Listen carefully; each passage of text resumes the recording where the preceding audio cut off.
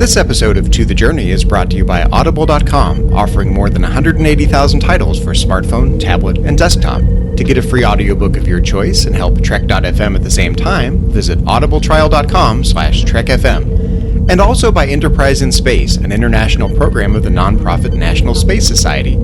Find out how you can help science and education, and become a virtual crew member aboard the NSS Enterprise Orbiter by visiting enterpriseinspace.org. And if you want to join the conversation and share your thoughts on this episode, join the Babel Conference, our listeners group on Facebook. Just type BABEL into the Facebook search field. We look forward to seeing you there. Hi, this is Garrett Wong. I played Ensign Harry Kim on Voyager, and you're listening to Trek FM.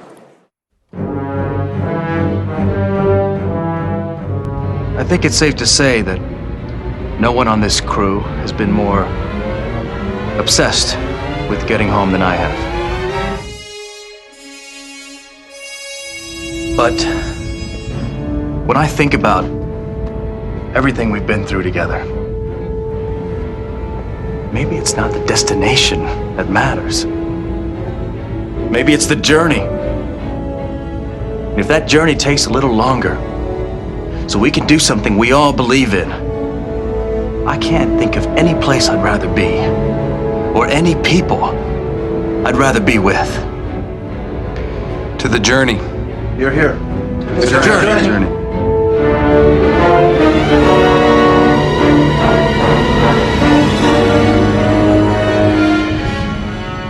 Hello everybody at home and welcome. This is To the Journey. I'm your co-host Liam Smart, and with me as always are... Suzanne Williamson and... Zachary Fruhling.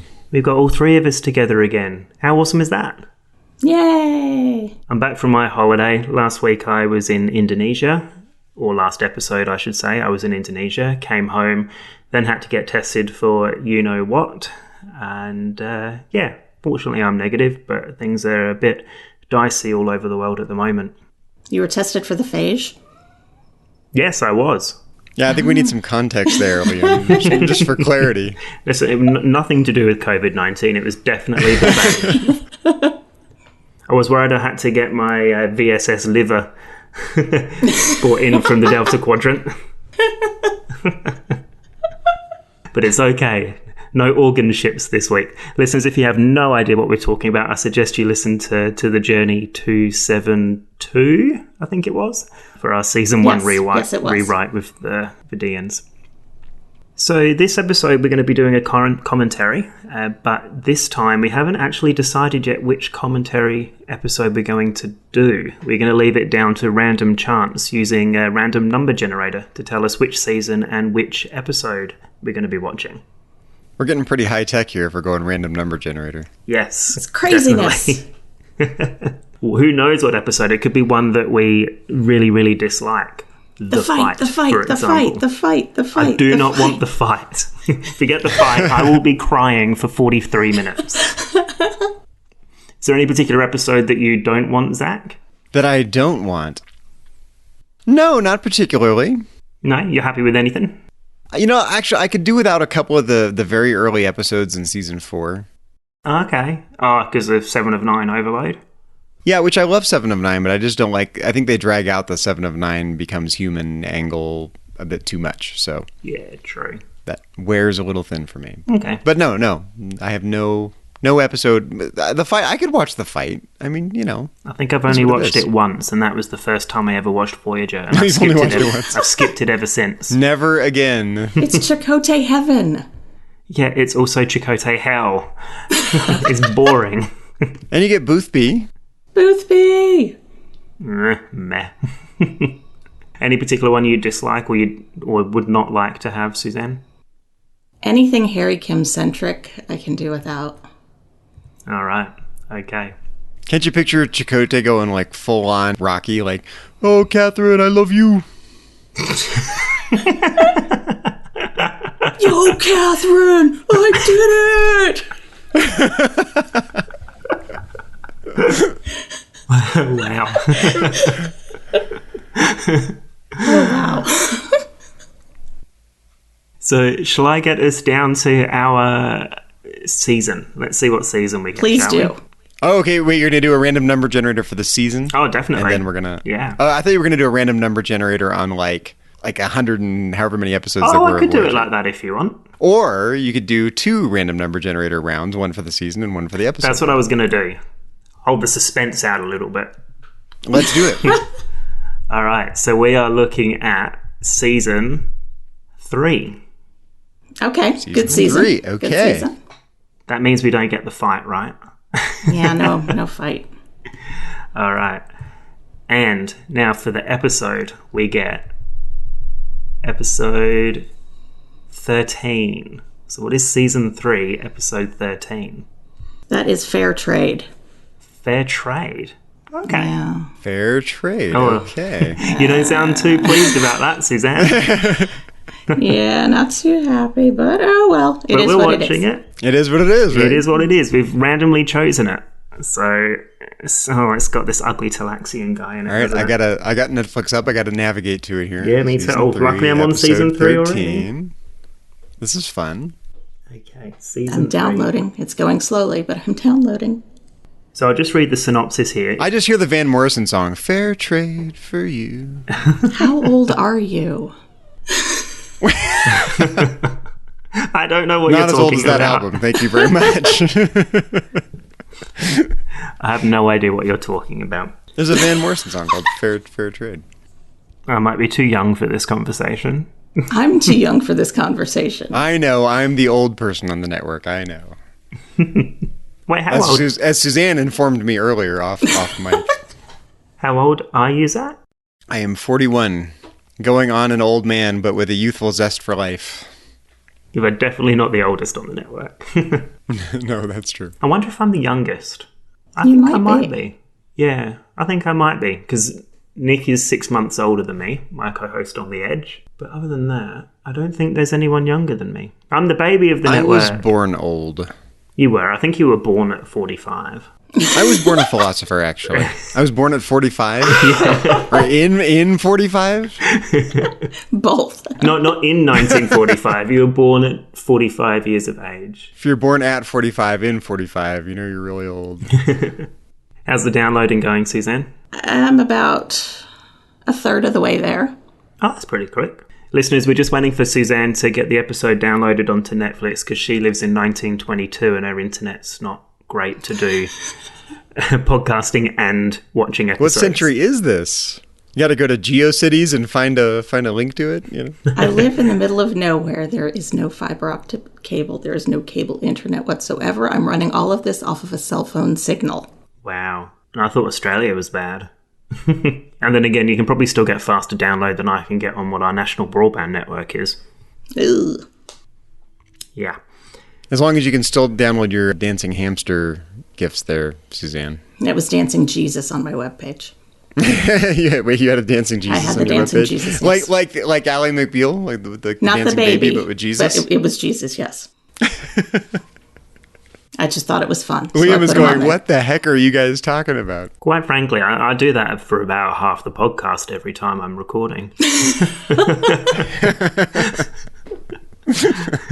So, you know. Also, we were one episode away from getting Macrocosm. We were also one episode away from Alter Ego. Harry Kim. Ugh.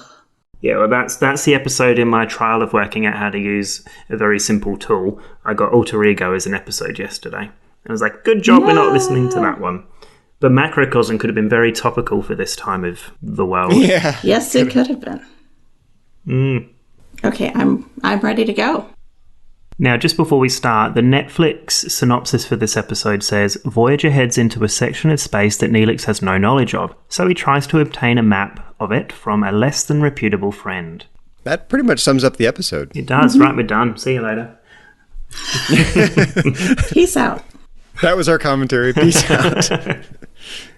Yep, Netflix nailed it.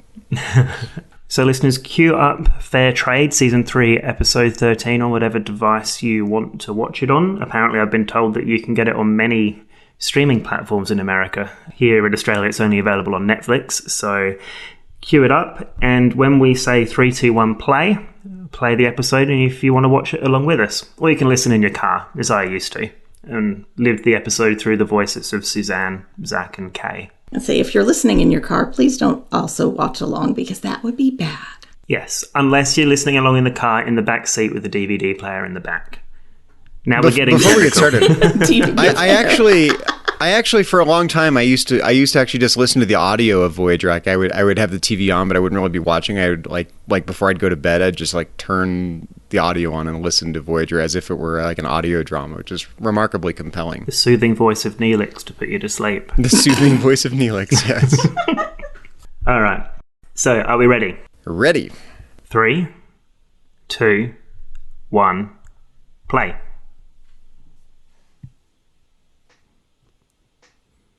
Oh, Why here we didn't go. you call him Mr. Vulcan?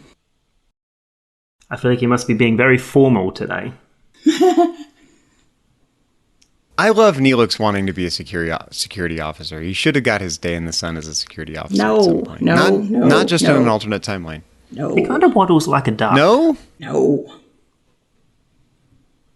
Don't you think? He sort of waddles side to side. I've never really noticed that. Should have made him like a duck alien. A duck-billed Talaxian. Giving him an Australian accent and he'll be basically a platypus. I love that Neelix and Tuvok just fell into this vaudeville routine with each other all throughout Voyager. Yeah. Completely odd pairing, but it works. Oh, Vork's in this one. All right. I feel so bad for Tuvok. Yes, Vorik. I really like the character of Vorik. He was interesting, and then he just sort of disappeared. What do you like about him? Well, I just like the... I don't know, he seems more... He's awfully chipper for a Vulcan. Yeah, he just wants to do well, I think. But in his little Vulcan way. How often did Neelix make a special Klingon breakfast, and did anyone ever really eat it? Would you eat it? No. Klingon blood sausage? No, he made a cold gog. Gach. Should you really? You had to really get the guttural sound in there, I Suzanne. can't do it with my asthma right now. But are you supposed to eat that cold? I don't think so. Ew. No, they're supposed to be... Well, I guess I don't know if they're alive. They're not going to be heated up, right? So you're supposed to eat them live, so they have to be cold. No, if they're alive, they should be warm. Oh, like room temp, like body temperature. Yeah. Like whatever temperature is normal for a worm. See, Neelix... Quick, Google that. He really just wants to be important, doesn't he, Neelix, in this episode? Well, this is a big turning point for Neelix because Neelix up till now has been the guide for Voyager, and they're moving beyond Neelix's domain of expertise, and he's got to find some way to stay useful. He thinks he's not going to be welcome otherwise. Oh, yeah. I mean, let's face it, he's not Oh, welcome. Chakotay's pushing buttons.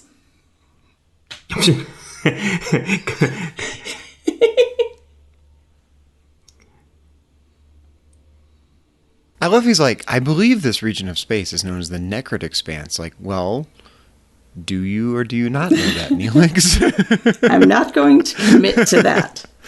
That's a non-committal I believe I've made this up on the spot. navigation. Yeah. And the Now. intro. I love the intro of Voyager. Now, you've said it before. I've never done a commentary episode before, so I'm going to say it. The Voyager opening and the Voyager theme tune is still hands down the best in all of the live-action Star Trek Definitely. shows. I would concur with that.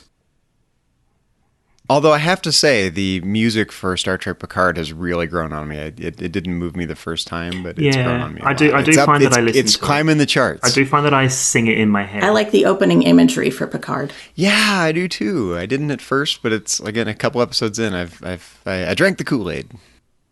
It took me some time. It's not my favourite. Like, I would put it above Deep Space Nine's. The one that still gives me goosebumps when I watch it, still is Discovery. That's good. I learned to play that on the piano and subsequently forgot it. Oh, I should run on the guitar and we could do a duet there, Liam. Yeah, I'll get my kazoo. Spammer kazoo. Power trio. All right. Piano and kazoo and guitar. I really want to learn how to play the cello. And wow. the Discovery theme tune made me want to do that. And then I looked at how much expensive or how much cellos cost, and then that sort of killed my dream. I actually think next time we do a commentary, we should actually perform the theme from Voyager during the credits together in some way. Sing it, hum it, kazoo it, whatever. I'll bang on the table, the drum kit. A cappella Voyager. Oh, it's Ponytail Janeway. It's that really awesome barrette. That is such a 90s hair accessory, that giant barrette. I saw a picture from the Voyager cast the other day, and I just looked at it and thought, wow, this is so 90s. If you weren't there, you don't get it, yeah. No, look at Neelix's face right now. He's so concerned. You can actually read a lot of emotion in this episode already. Like, if I didn't have the subtitles on, you could understand a lot of what's going on. Mm-hmm. Yeah. He just looks very nervous. Like, Neelix is miming a lot of this, really. Nervous Neelix. I've never watched an episode with no sound, ever, before.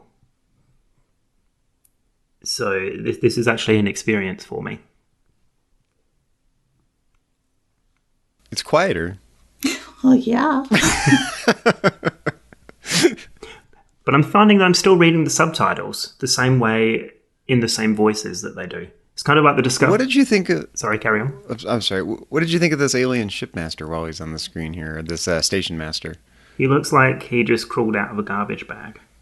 I think he needs a new razor because the one he's been using isn't working very well. It's like they've... But he is, master of that station. Nothing goes by him. He's the Donald Trump of the Delta Quadrant. He's the Donald Trump. So you mean he has no idea what's going on then? Pretty much. Okay. Actually, a lot of stuff seems to get by him. Yeah, you're right. Except he's the wrong colour. He's a bit green. He's not orange enough.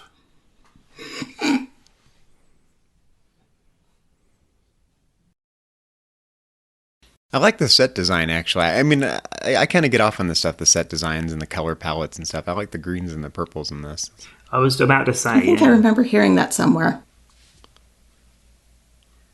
What, that I like the set design? Yes. I am always like, ooh, look, what a cool set. Yeah. I wonder if some of these sets were sort of filmed on the Deep Space Nine set. Because this is still when it was concurrently running. If you kind of look at this kind of looks almost like the Year of Hell Krenim timeline. Oh, yeah, maybe. Oh, it could be, yeah. Actually. It does kind of look like a redressed Krenim ship, yeah. I mean, at the end of the day, I've got to save money somewhere, and redressing the sets, we know they do. Yeah, that's a Krenim sconce on the wall there, yeah. They just changed the light bulb colors. It's all good. Nobody's going to notice. And what is with the animations in the background? It's like this little, it's like the whole thing shifting, panning from left to right. Like, woo. He's doing scans. It's his visualizer for his Space iTunes playlist. Space iTunes.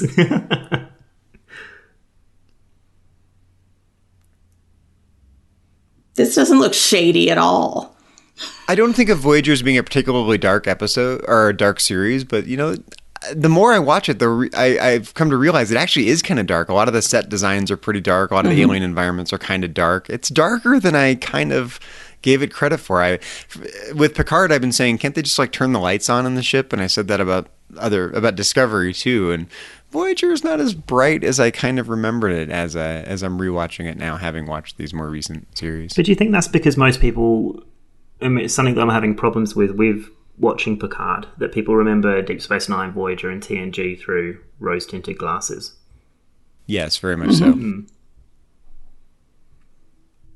I really don't think Chakotay and Tom should be left alone right now in this shady alley. They look a little out of place. Just paint a big target on their back, yeah. In their Voyager pajamas.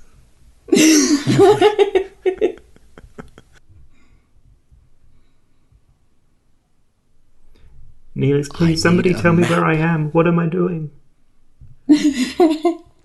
Hello, Mr. Cartographer. I love the idea that there are black market maps. Like market maps. They're secret Borg maps.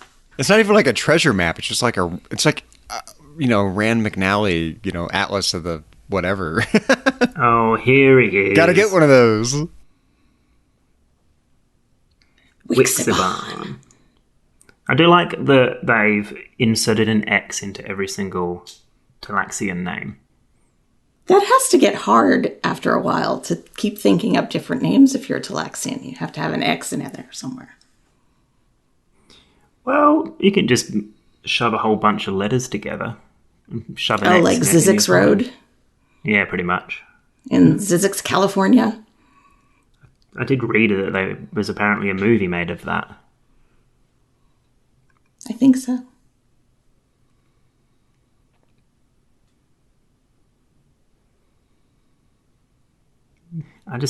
See, this guy's trouble. You can tell. He's slimy. You don't even have to. You don't even have to listen to him. You don't even have to read his words. You can tell from his eyes Yeah. and his little actions. This is actually making me really appreciate the facial acting of a lot of actors. And I've been noticing It's very animated. Yeah. Mm-hmm. Big smiles, wide. When he's talking, he's enunciating. His eyes are shining. Big hairy eyebrow. Yeah, it's very animated. Well, you have to be able to act through the makeup. That's true. Now, it take a lot of skill to do that. Who are the Gabians again? Who are the who? Is it the Gabians? I guess that's the people on the ship. I don't know. I can't don't remember know. off the top of my head. Can't say I've been paying a great deal Oh, of you attention. think we host a Voyager podcast? You think we remember this stuff? We're not completely infallible. See, Neelix is like 10 steps ahead here. He's like, I may not be on Voyager much longer. Like, okay, Mr. Negative Neelix. Like, come on. Does he, after 3 years on Voyager, well, 2.5, I guess, does he really think someone's going to put him off the ship? I know, that's just so weird. I never bought the premise of this episode. It's not like she's, kicked other people off the ship. Well, no, you can just shove him down in deck 15. Get rid of him. Whatever the space equivalent of walking the plank is. Clean the plasma conduits. Yeah, cleaning the plasma conduits with one of those toothbrush. handheld. Right? Little No, toothbrush. what's the thing? It was the little degausser, right? Some kind of spanner. You just get his hair all everywhere. They'd be clogged full of Neelix hair. That'd be an episode of season 7. Can't You think they have to vacuum, every week or so? Oh no, come back. He's like, Oh, boy. replicators, oh no. They're going to replace me with a replicator? I mean, I guess, is this the first episode that we see Vorak?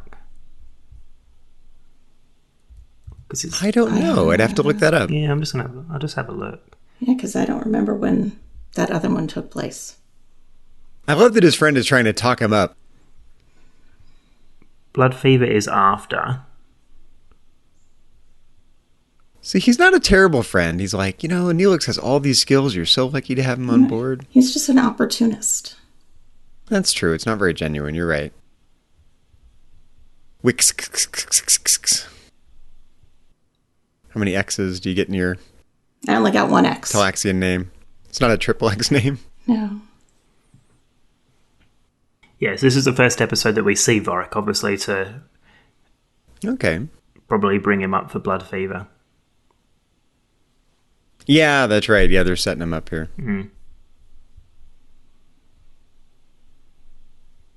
Well, hurry up for it. Come on. Get out. I got shady stuff to do. Wink, wink. He's not quite the laughing Vulcan and his dog, but he's a pretty cheerful Vulcan as far as Vulcans go, I think. He's a young Okay. Vulcan. You don't think so? Like, okay, I'll relay the message, Neelix. I find him a little bit sassier than some Vulcans. That could be, yeah. He does have a... He has a bit more emotion or sassiness with his eyes than other Vulcans do.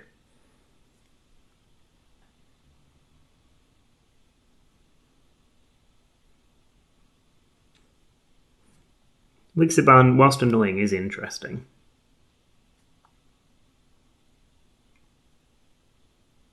Well, like with all these stories, whenever you meet someone from the past, like, what's the backstory, right? How do they know each other? Now, why didn't Neelix just give him his old ship that is still on Voyager? Well, I guess that's because he was worried that he was going to need Because of the fur fly? He could have taken the fur fly out. That's where the fur fly lives. What are you talking about? It's crazy talk, Suzanne.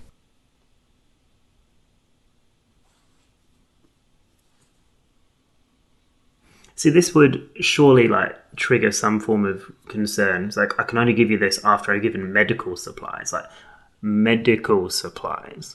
Yeah, it's like, Air where's quotes. the red light? You know, ding, ding, ding, something's wrong here. Mm-hmm.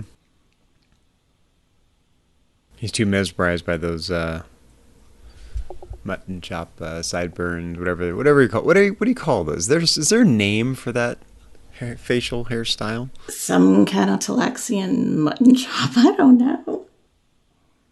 Neck fluff. Maybe they can't grow a proper beard. Maybe, That's yeah. just all they get. That's like me. I got a little like dead spot here, and it's like I just can't fill out. Now mine comes in pretty full on the chin. lost. Perpetual 18-year-old. I look like the Unabomber if I try to grow a beard. So Mine can grow. Wixaban chortled, according to the subtitles.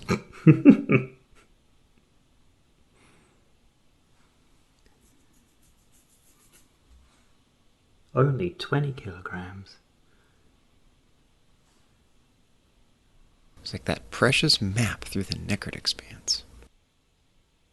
So, You know, I used to think it was like Necrid, like the Death Expanse, like like like decaying tissue, like the Necrid. So not like the naked expanse. No, not the Naked Expanse. The Necrid Expanse. sounds like my kind of Like expense. tissue necrosis? No. Necrit. Nekrit, apparently. Naked would have been more fun. At least more interesting, anyway. No comment. It's the rise of the Delta Quadrant. You can't edit some of the things I wanted to say out, so I'm keeping my mouth shut. I appreciate that.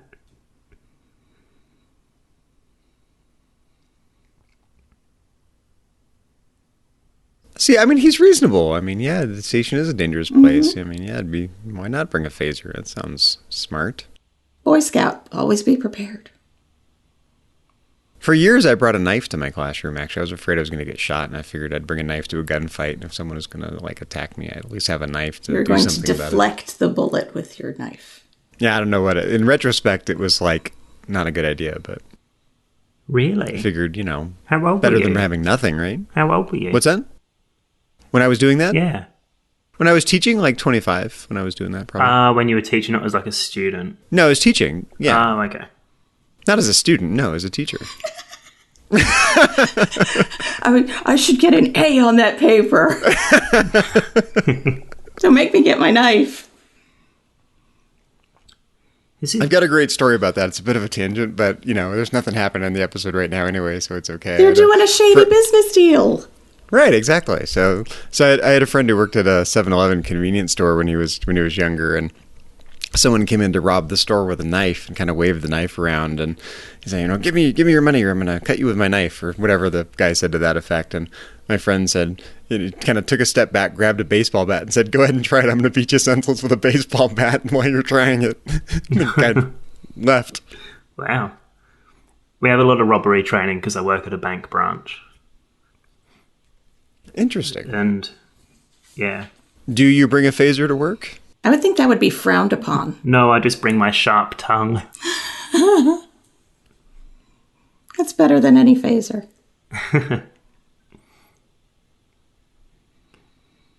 What is he wearing? In most countries have a phaser rifle ban, so, you know. Except America. Yeah, right. I didn't know Sutak would try to steal the tubes. Yeah. You're a drug dealer. Hello. Those really, those aren't ordinary medical supplies. I mean, seriously. Those are narcotics, aren't they? They were COVID-19 testing kits. Precious cargo.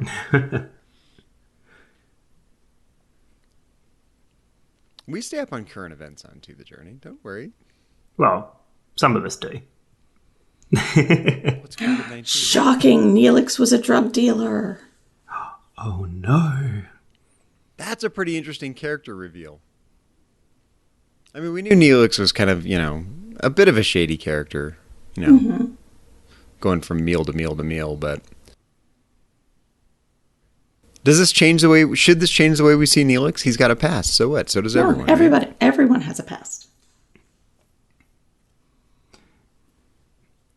It's a nice redemption story, actually, you know, Neelix the drug dealer, shady past, but now he gets to live it up on Voyager. He's turned his life around. It's inspiring in its own way. Wix just talked about eating worms, and Neelix just served worms for breakfast. Connection?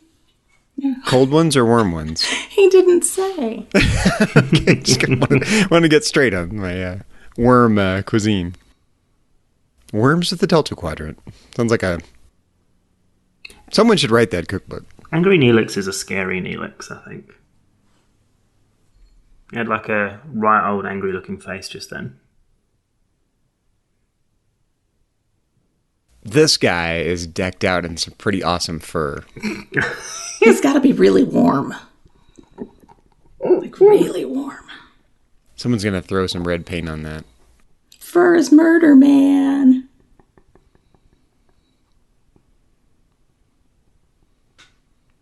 So who wears Talaxian fashion better? Is it Neelix or Wixabon? Definitely Neelix. Neelix is a little more dapper with it, yeah. Yeah. Well, Neelix has been able to get his cleaned. Wixabon, he has no dry cleaner around. Are you sure about that? Do you think Neelix, like, okay, this is a serious question. Like, did he bring his wardrobe on board? Does he program the replicator to replicate Talaxian fashion? Like, where do these clothes come from? I think mostly they come from the replicator now, because he did not have much with him. Right, that's what I'm saying. So he must have programmed some Talaxian fashion into the replicator. Or maybe he already had some stored on his ship that he uploaded into Voyager's replicator database. And possibly that isn't even Talaxian fashion. That could be some other species fashion that he appropriated. Yeah, that could be. He has Just going through the appropriated database someone and- else's fashion. Maybe he's appropriated 23rd or 24th century human. Okay, Neelix is making a classic mistake here. He's trying to pull one over on Tuvok. Oh, you can't do that. Not a smart move.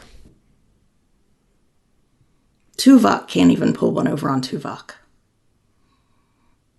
That's true. What can you tell me about your friend Wixabon?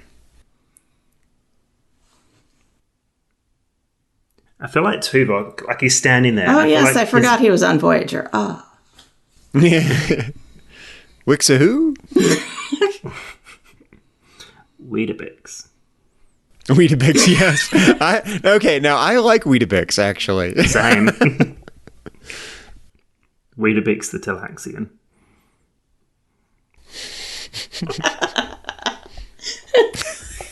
That's a good one.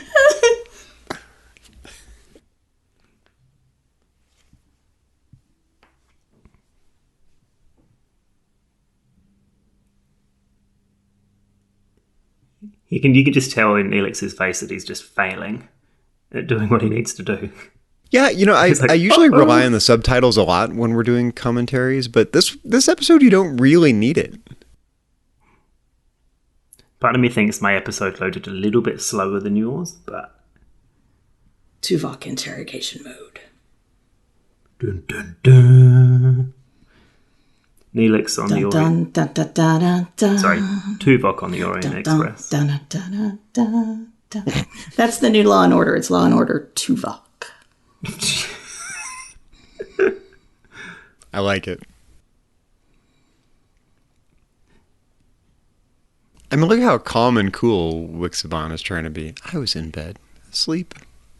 I sleep alone. Sadly, I sleep alone.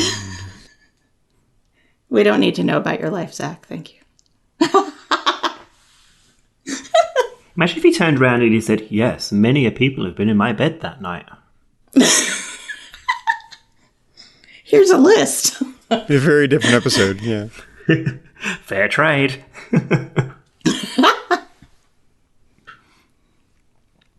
What is that at the front? Is it like a dinosaur candle thing? Oh, I don't know.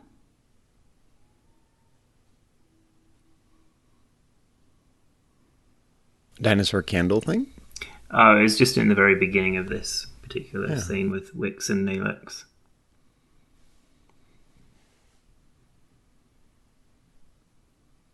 Some Voth artifact. Could be. The Voth are everywhere.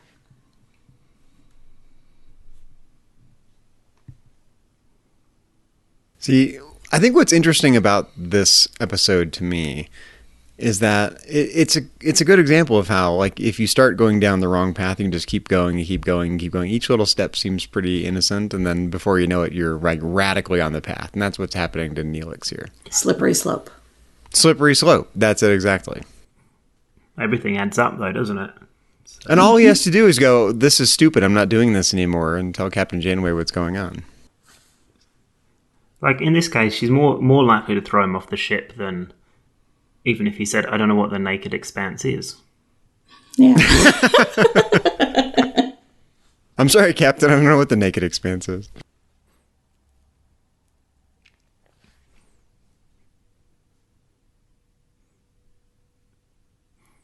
It's an expanse full of Orions.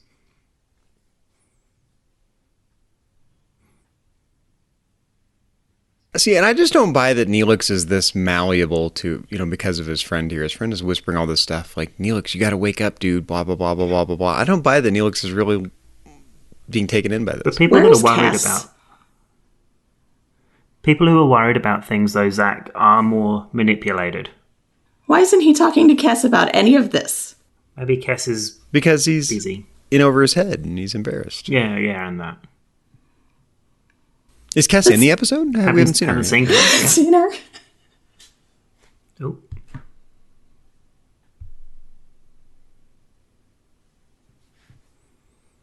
Now, this is a good scene because, Tom Paris, for all of his sort of golden boy character transformation, has a past too. And I love that Neelix goes to Tom about this. Well, he's Tom the one that's has got a the background. past? Because Tom will get it. What? No way, Tom doesn't have a past. I mean, he was a whole previous new person, wasn't he? He was Nick Lacano in the past. Let me put my Nick hat on and tell you all about it.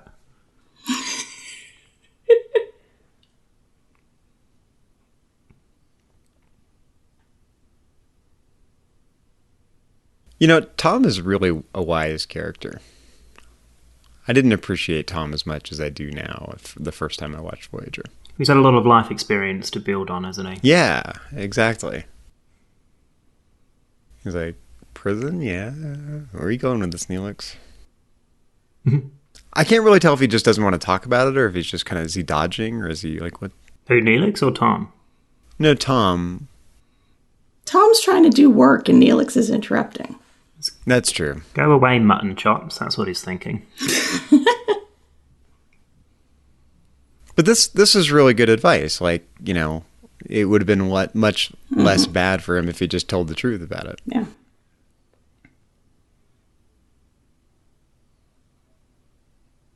No, it's No like, reason. oh, No reason. Yeah, sure. He's asking for a friend. Asking for a friend. just hypothetical. You don't know him. He's actually back on Talax. Totally irrelevant. I think that right there is I think that case is actually a Radio Shack soldering iron kit. Oh, what? I'm sorry, when did Radio Shack close? How long What's ago? Radio Shack? Quite a few years ago now. What's Radio Shack? no, I'm gonna have to Google It's this. like an electronics store. I worked there for several years, actually. But, they sold computers and electronic sold parts telegraphs. and cell phones. And telegraphs? What, in 1945? People also ask, is Radio Shack still in business? No. No. Well, they've made a little of a comeback with an online store and some franchise stores, but... Oh, okay. No wonder I don't know. It's probably just an America thing. Oh, we're back to Boric.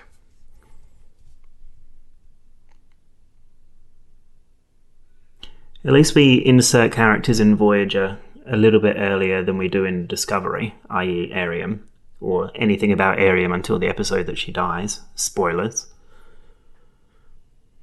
I love he's like, had I been given the choice, I might not have chosen to be stranded in the Delta Quadrant, but since I am here, I'm Vulcan and I will make the most of it. And you will see me making the most of it in Blood Fever. Ba-dow, bow.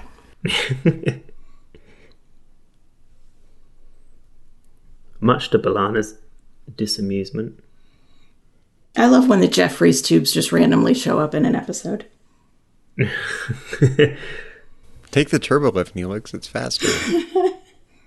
No, I'm trying to be sly. I must use the Jeffries tubes. Trying to avoid Tuvok. I love this random prop that's used for everything. It is. You need a part inside of a wall that is your go-to prop. Yeah, because wasn't that also the bomb that In before Yeah, I think it Time was Cop used in. put in there? I think it was used in TNG too, actually. It was used with relativity as well, I think. Yeah. Yeah, that's the one. yeah. That's the one I was thinking. It was like Yeah. the bomb that's a Time Cop whose name I can't remember. Braxton. Braxton. Maybe he's a Talaxian. He's got an X in his name. Yeah, I was just thinking that. And Prax. Brax. Prax could be one. Brax! Prax could be maybe the whole world is Talaxian. Like anyone with an X in their name. They're descended from Talaxians. Yeah. So I love that Neelix is trying to convince his corrupt friend that he has to tell the truth. The friend's like, dude, Heck no. so naive. He has a plan. Okay, does it ever work when someone tells you to stay calm? Yeah. That's usually when I start freaking out more. I'm like, yeah, you just told me to stay calm. I can't stay calm. Yeah, it's like saying, don't worry, this won't hurt at all. Quick, run and get some toilet paper. no. Yeah, if this were written today, it would be black market toilet paper. It would be, instead of a map. Black market Necrit Expanse map. Where can we find the nearest... There's toilet roll in that nebula. It's the Charmin Nebula. Charmin Nebula.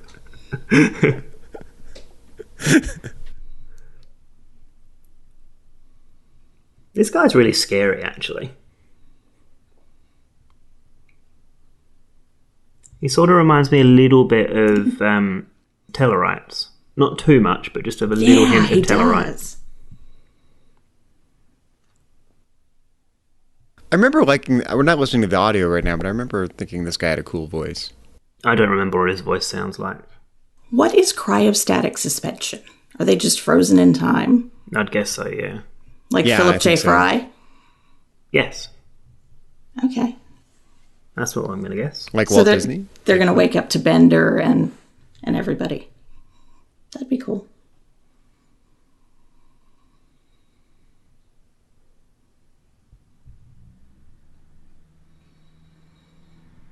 One of my favorite set decoration tricks they used to use in this time period was just like these random colored lights. Like, oh, there's a blue light on the wall and a purple light bulb over there. This is one of my things about Deep Space Nine that I loved, and this episode does well. There's like a lot of random aliens around. And just different looking people, or different looking humanoids. Just hanging out on the space station, Yeah. doing their thing. Yeah, this is the Deep Space Nine of the Delta Quadrant. Except a little shadier. Oh, and then Wixaban is like the Quark. Well, there's no Odo to keep law and order, right? So, although the station master is kind of like, and he fancies himself to be an Odo, except nothing actually does slip by Odo. But this guy's kind of clueless. He needs a bucket. Maybe that's what he's missing. He needs a bucket. Yeah. Uh-oh, it's getting real now. His hands are on his hips. And he took off his really furry coat. He's getting down to business. The fur is coming off. The fur's flying. Don't make me laugh about fur again. So is this like Demolition Man, where they freeze you and then they rehabilitate you and teach you to knit while you're, in cryostatic stasis? What if they like freeze you and like tap you with a hammer and then you're like... You guys saw Demolition Ooh, Man, shatter. right? What was that, Zach? The movie Demolition Man? No. No. No, with what's his name? Sylvester Stallone. That would be why I didn't see it. He gets convicted of something, and so they freeze him and they teach him how to knit. Like that's what they do. They freeze you, and then while you're frozen, they mess with your mind and teach you a new skill or teach you a new hobby or teach you a new whatever. So they freeze Sylvester Stallone. And they teach him to knit while he's frozen, so he's constantly like knitting after he's out. Did they teach him how to act? No, it's basically Okay. Sylvester Stallone. Okay, then no. No, I will not see that. Yeah, I haven't seen No, it. it's a great movie. It's incredibly 90s. The fun takeaway from that movie was every restaurant was Taco Bell because Taco Bell won the fast food wars.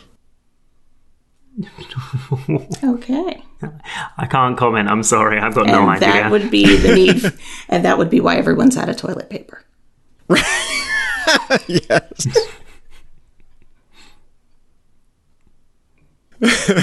Way to bring it full circle, Suzanne.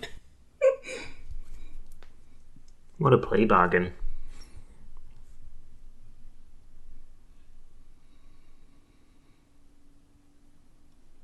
It's like, you'll die, whatever.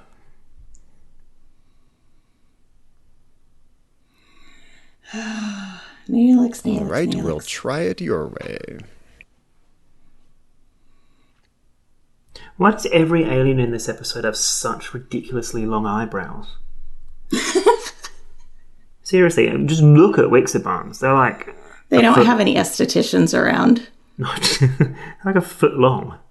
Foot long eyebrow from Subway.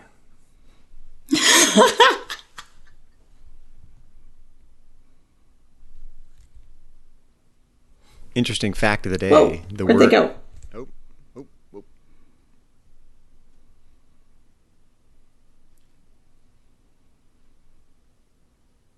Shocking. Okay. Why are you going to give them that long? Why give them 5 minutes? They could be dead by then.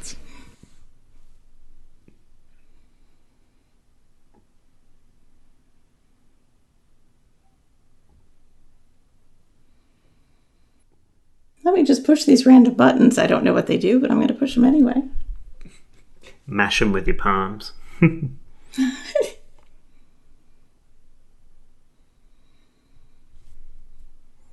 This is pure warp plasma. Reminds me of that movie Better Off Dead when they're like, this is pure snow on top of the mountain. You know the street value of this mountain? I want my $2. $2.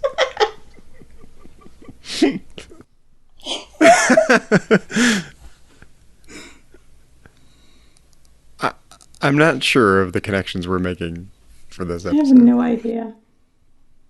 We're a Okay, little this all over the alien place. looks That's okay. kind of Predator-esque without Actually, the yeah. nice dreads.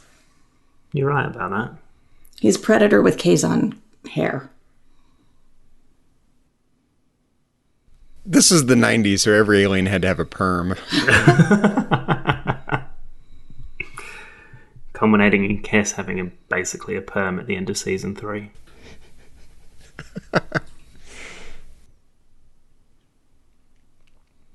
Laughter continues. Ha ha ha ha ha ha ha ha ha.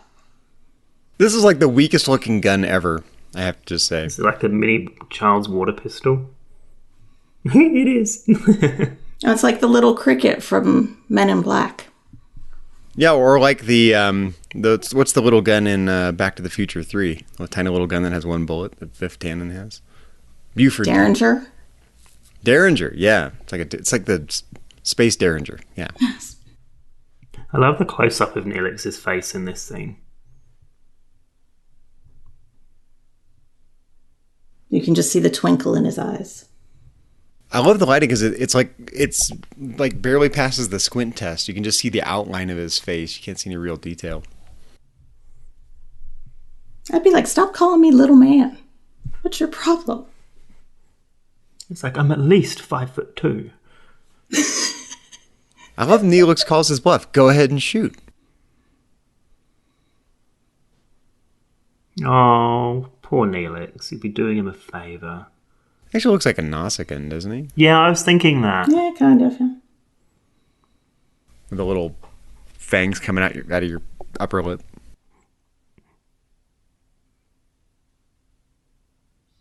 The more I think about it, the more it is quite like a Deep Space Nine style episode because of the space station and the illegal activity that quite often comes aboard DS9. Yeah, you could imagine this. Maybe it was written as a Deep Space Nine episode. I was trying to think that. Yeah. Elements of this being written for Deep Space Nine. I don't know if that's Yeah. true, but I could see it. That's possible. Neelix, wake up. He's going to get one heck of a talking to from Captain yeah. Janeway. You think your headache's bad now. It's coming. Yeah, you're right. Oh, doctor, where you been? And where's Kes? Yeah, Oh, there she is. She is in the episode. Oh my Okay, gosh, good. is she going to say anything?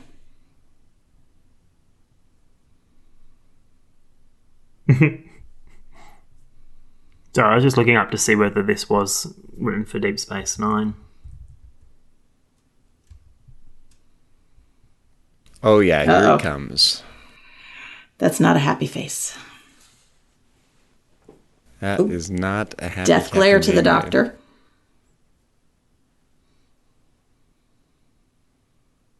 I love she doesn't even wait for him to get better. Like, she's just going to talk to him while he's stuck on the bed. You're in No escape. deep trouble.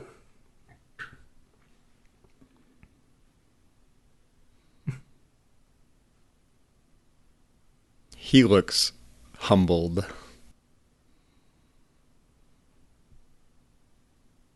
Listening to this watching this, should I say, with no sound, I'm really focusing on Neelix's hair. Like, just want to pluck it out. Do a little manscaping on Neelix. I do not want to see Neelix manscaping. What Rob Chapman shared the other day on Twitter was terrifying. And if you're listening, Rob, thank you for that wonderful Neelix vision that you tweeted. That is not what I need to send me into my weekend, guys. Yeah, one step usually does lead to another. I needed a map, Captain. I love the look on her face when this look right here, a map? Like, what is wrong with you, crazy Talaxian? It's like, you're not the guide anymore, you're the cook. And you made yourself Just some own sort it. of Right, ambassador. just be the cook, exactly. Just after... And he's the morale officer. Just after it turned back with, like, we got the view of the camera facing Neelix and you got Jamie in the background, it looked like she was actually laughing at the concept of a map, even though we know she was holding her face to be, like, angry with him. Like, I wouldn't be able to stop laughing at just the idea of him doing all of that for a map. Even she's doing some really theatrical facial expressions and acting. Very in this stern. episode. Well, she Even always more- does. Yeah, I would say more than usual, don't you think? Mm-mm. No? No. I think I'm just noticing it more because I'm not Because you're not listening. able to listen to her. Mm.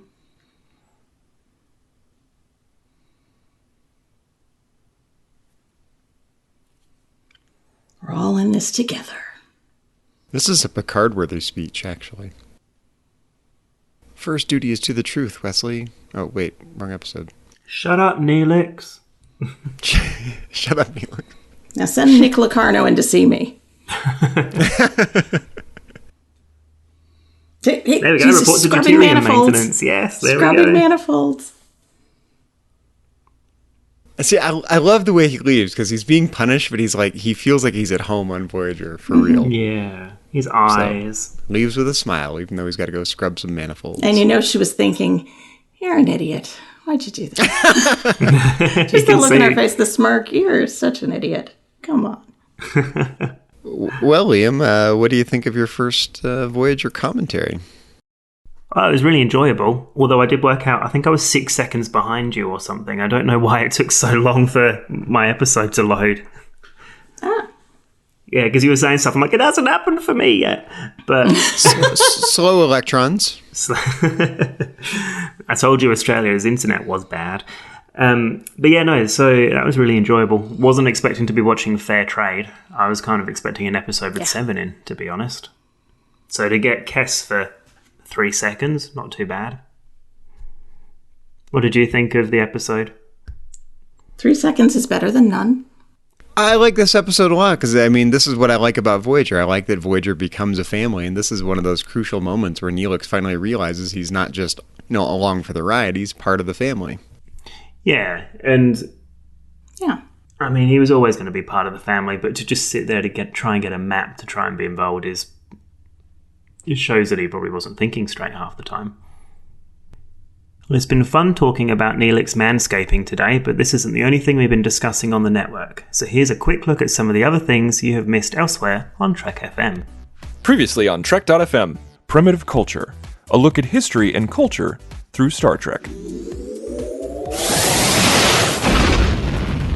I think the difference is that Flashback is intentionally trying to carve Voyager a little place within the fabric of the undiscovered country, say, and it's trying to place Tuvok. Well, it's trying almost to retcon, isn't it? Because Tim Russ was in that film as one of the Excelsior crew, so it's trying to do a retcon and say. No, he was in Generations. He wasn't even in that film. That's the wasn't he? Thing. He was like, and I suppose it's a Brannon Braga episode as well. Brannon Braga wrote Generations. Brannon Braga, I suppose, must have realised maybe unconsciously realised that Tim Russ was in Generations as a different character. He was, so wasn't it's he? Almost like a weird sort of. I've got that wrong. You're right. I don't know whether on some. No, but I wonder whether unconsciously on some level that's the connection you're supposed to be sort of slipping into, and of course he was serving on an Excelsior class ship.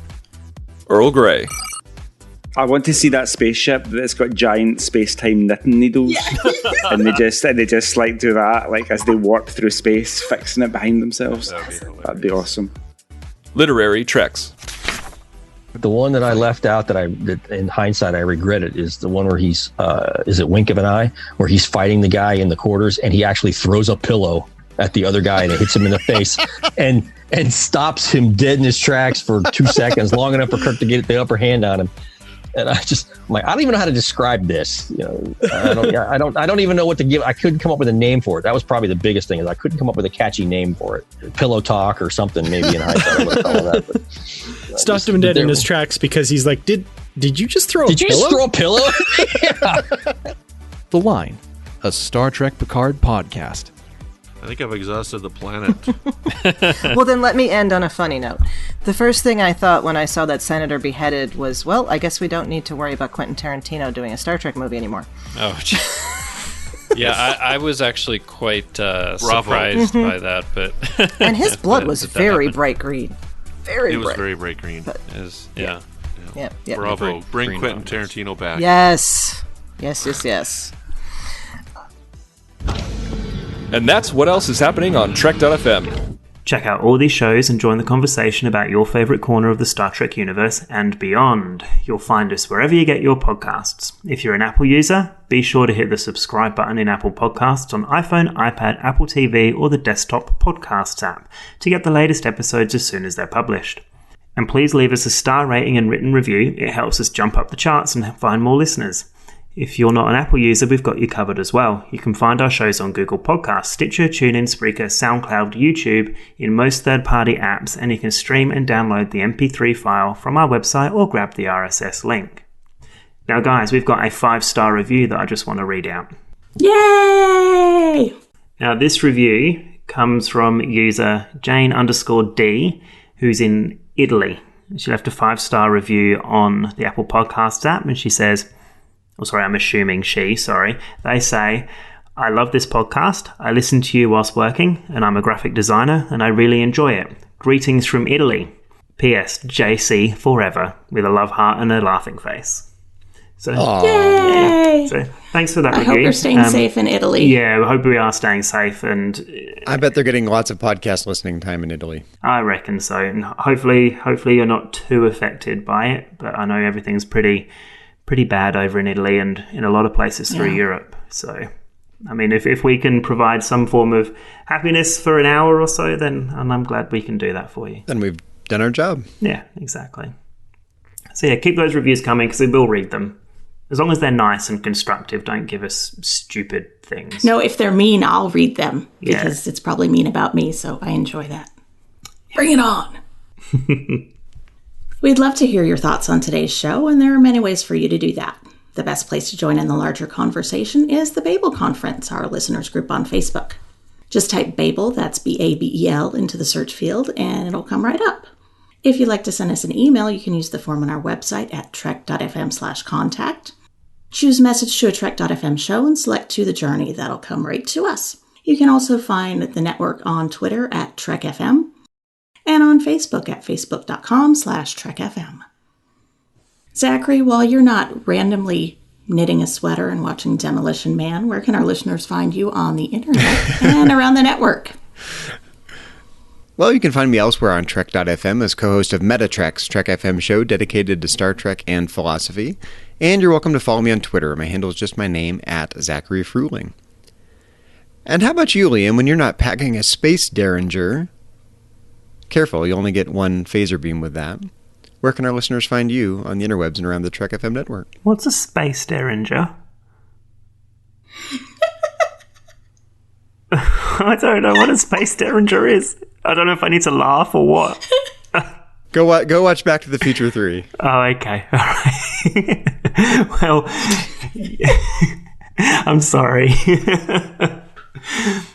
You can find me on Twitter at LS74656, and you can find me elsewhere on the network on The Edge, our Star Trek Discovery podcast, and also on the Babel Conference. And Suzanne, when you're not dressing up in copious amounts of fur and running your space station, where can we find you online? Fur is murder, man. You can find me on the Babel Conference every now and again, and you can find me on Twitter. My handle is KJaneway8. Now I'm picturing you kind of dressed up in fur running a space station. Ew. I can picture it. Fur commander. Really hairy face. That touch of mink. Mink Williamson. Well, if you'd like to help us keep all of our shows coming to you each week, you can become a patron of the network on Patreon. Visit patreon.com/TrekFM, that's patreon.com/TrekFM, to get all the details. You could gain a producer credit for To The Journey or another of our Trek FM shows, and more available through our special patrons website, the Patron Zone. It requires a great deal of money to produce, host, and distribute these shows each month. We really appreciate any support you can give us, and we hope you'll join the team. Again, you'll find all the details at patreon.com/TrekFM. There are a few people we would like to thank. The first off being C. Bryan Jones, the founder and publisher of Trek.fm, who has a surprising amount of black market maps. Oh.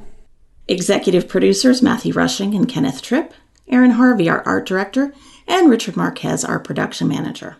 A special thank you to our associate producers Bruce Lish, Ju Kim, Richard Marquez, Patrick Carlin, and Norman Lau. Thank you for your continued support of To The Journey and Trek FM. So join Suzanne, Zachary, and me, Lixum, next time where we'll be coming out of cryostatic suspension after 50 years. But until then, this has been To The Journey.